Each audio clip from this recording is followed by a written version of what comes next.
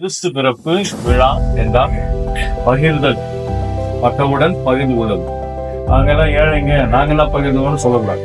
புரியுங்களா? உங்களால் முடிந்ததை நீங்க பகிர்ந்து கொள்ள வேண்டும்.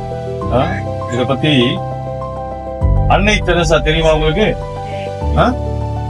அன்னை தெரசாவுடைய வாழ்க்கையில நடந்த ஒரு நிகழ்வு என்னன்னா, அன்னை தெரசா இது போலதான்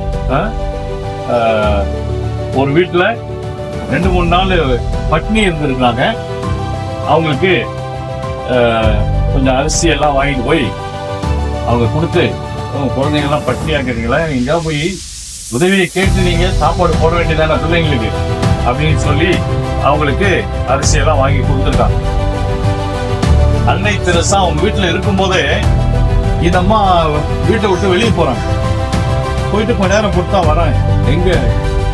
எங்களை மாதிரி இன்னொரு குடும்பம் கூட பட்டினியா இருக்கிறாங்க அப்படின்னு சொல்லி இவங்களுக்கு கொடுத்ததை கொண்டு போய் பாதி அவங்களுக்கு கொடுத்துட்டு திரும்பி வந்தாங்க.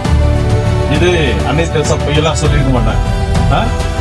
கொடுத்தவங்க யாரு? ஒரு இஸ்லாமியர். இவங்க கொடுத்தவங்க இந்துவா இருந்திருக்கலாம், கிறிஸ்துவா இருந்திருக்கலாம்.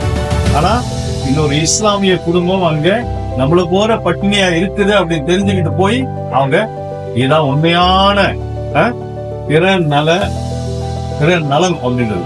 அதாவது எல்லாத்துக்கும் முன்னாடி நம்ம எல்லாரும் மனிதர்களாக இருக்க வேண்டும். மனிதர்களாக இருந்தாதான் நம்ம அடுத்த தெய்வங்களாக மாற முடியும். அதுக்கு முதல் தேவை நம்முடைய இதயத்தை பறந்துபட்ட ஒரு இதயமாக, எல்லோரையும் அரவணைக்கின்ற ஒரு இதயமாக வைத்துக் கொண்டிருக்க வேண்டும்.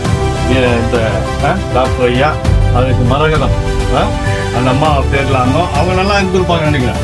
அவங்களும் இது போன்ற பிற நல சேவைகள் செய்ததுனால்தான் அவங்க மகனுக்கு இது போன்ற ஒரு எண்ணம் வந்திருக்குது.